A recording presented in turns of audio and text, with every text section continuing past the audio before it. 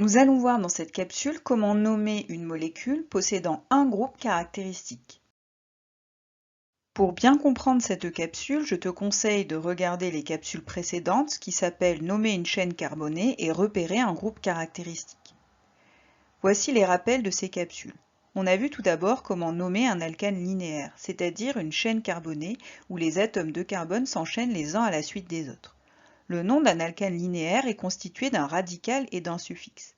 Le radical est indiqué par le nombre d'atomes de carbone de cette chaîne carbonée. Voici les radicaux qu'il faut apprendre par cœur.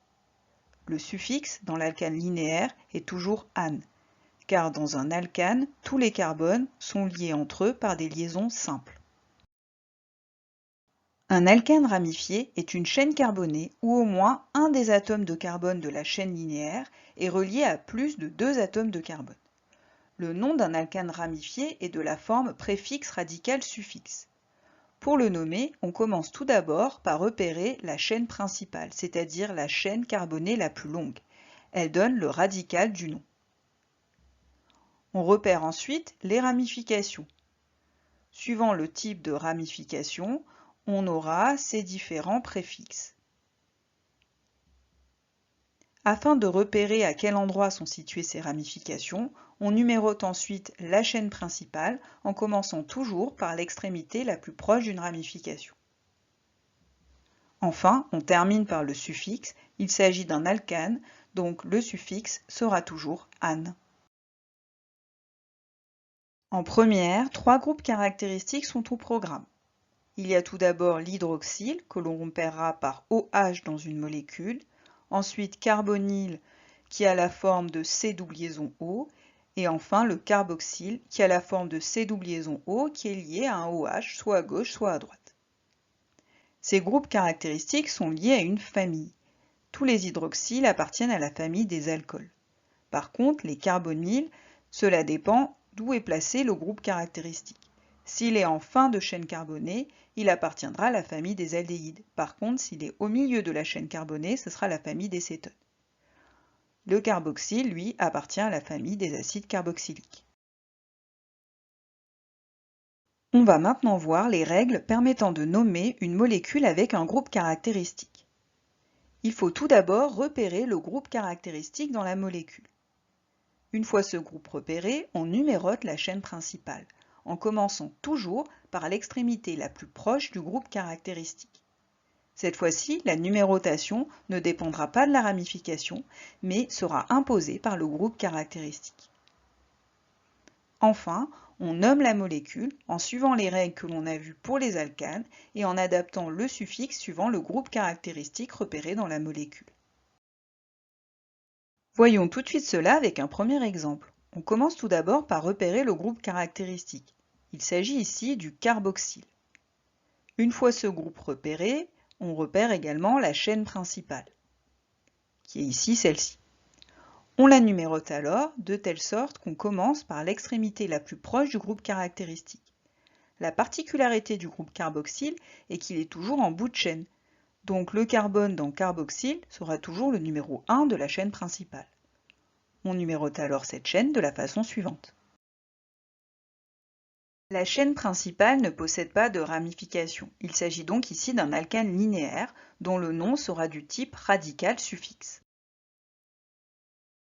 La chaîne principale est constituée de 3 atomes de carbone, donc le radical ici sera prop. Le suffixe dépend du groupe caractéristique. Il s'agit ici du carboxyle dont la famille est acide carboxylique. Le suffixe sera donc acide qu'on mettra au tout début et on terminera par oïque. Pas besoin de préciser à quel endroit est l'acide carboxylique car il est toujours en bout de chaîne. On rajoutera avant oïque ane pour préciser quand même qu'on est toujours dans le cas d'un alcane car les atomes de carbone sont tous liés par des liaisons simples. On a ainsi l'acide propanoïque. Prenons un autre exemple. On commence comme tout à l'heure à repérer le groupe caractéristique. Il s'agit ici de l'hydroxyle. On sélectionne alors la chaîne principale et on la numérote, en commençant toujours par l'extrémité la plus proche du groupe caractéristique. L'hydroxyle est plus proche du côté droit, donc on commencera à numéroter cette chaîne principale par la droite, ce qui donne cela. La chaîne principale ne possède pas de ramification, il s'agit donc encore ici d'un alcane linéaire dont le nom sera du type radical suffixe.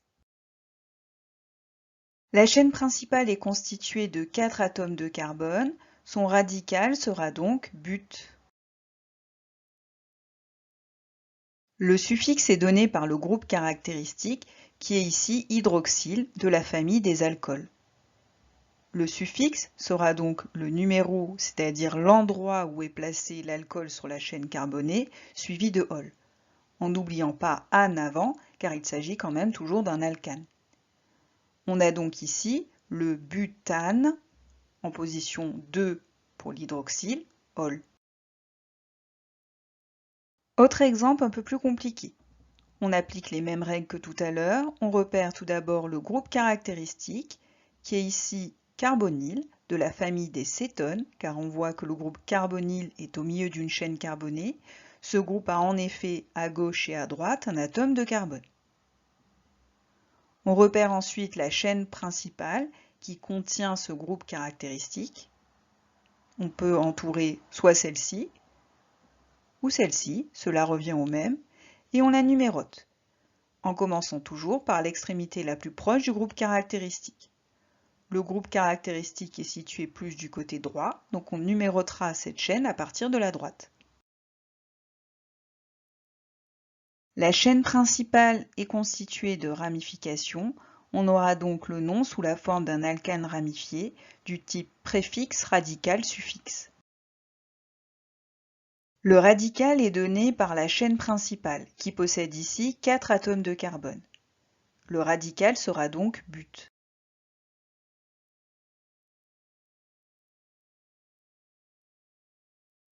Le préfixe est donné par les ramifications, c'est-à-dire les groupes d'atomes de carbone attachés sur la chaîne principale. Ici, j'en ai un. Il s'agit du groupe méthyle.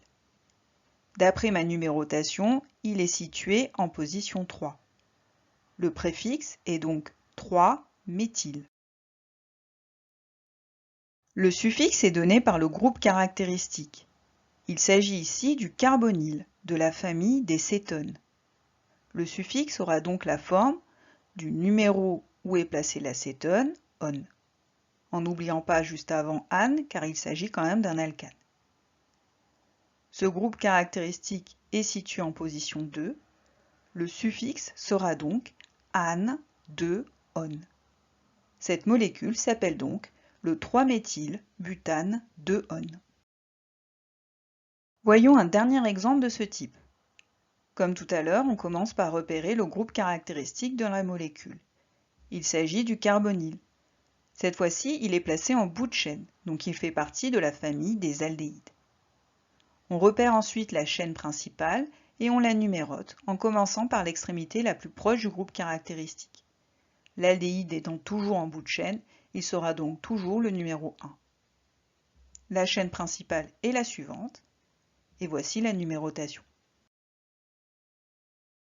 Des ramifications sont attachées à cette chaîne principale. Le nom de cette molécule sera donc du type préfixe radical suffixe. La chaîne principale possède 5 atomes de carbone, donc le radical pour cette molécule sera pente. Le préfixe est donné par les ramifications. Je vois ici 2 ramifications de type méthyle, en position 3, mais également une ramification de type éthyle. Dans le préfixe, on classe toujours les ramifications par ordre alphabétique. On écrira donc éthyle avant le méthyle. De plus, ici, je vois que j'ai 2 groupes méthyle. Donc au lieu d'écrire méthyle-méthyle 2 fois, on écrira plus rapidement diméthyle. Le diméthyle ne change pas l'ordre alphabétique. Le préfixe sera donc ici 2-éthyle, car l'éthyle est en position 2, 3,3 parce que mes 2 méthyles sont en position 3, diméthyle, di parce que j'ai 2 groupes méthyle. Enfin, le suffixe est donné par le groupe caractéristique, qui est ici carbonyle, avec pour famille aldéhyde, parce que ce groupe est en bout de chaîne. Le suffixe sera donc al. Pas besoin de préciser à quel endroit se trouve ce groupe caractéristique car il est toujours en bout de chaîne.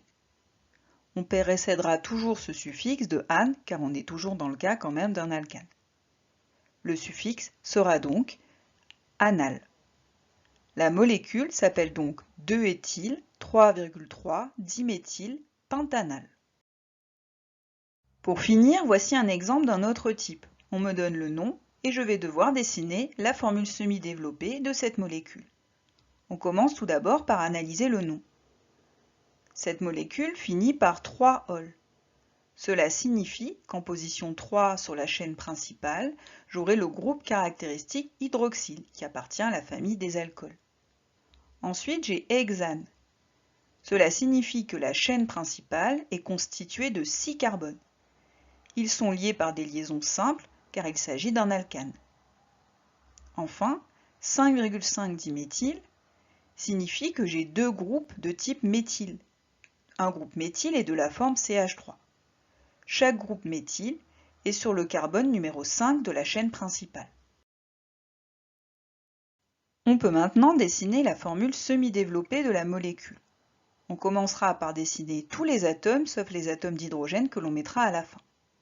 On commence tout d'abord par la chaîne principale, qui est constituée de 6 atomes de carbone liés par des liaisons simples. On numérote ensuite cette chaîne principale, soit de la gauche vers la droite ou de la droite vers la gauche, peu importe, ça reviendra au même à la fin.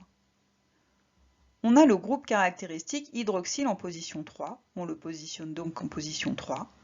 Enfin, on a deux groupes méthyle en position 5. On place donc les atomes de carbone en position 5. Il suffit ensuite d'ajouter les atomes d'hydrogène en gardant toujours en tête qu'un atome de carbone forme toujours 4 liaisons. Le premier atome de carbone a déjà une liaison, donc il faudra simplement lui mettre 3 atomes d'hydrogène. Le deuxième atome de carbone a déjà 2 liaisons, donc on lui en mettra 2, etc. jusqu'au bout. On obtient ainsi la formule semi-développée de la molécule de 5,5-diméthylhexane 3-ol. Pour progresser, tu devras encore t'entraîner. Je te propose donc ce petit test où tu trouveras le lien dans le descriptif de la vidéo.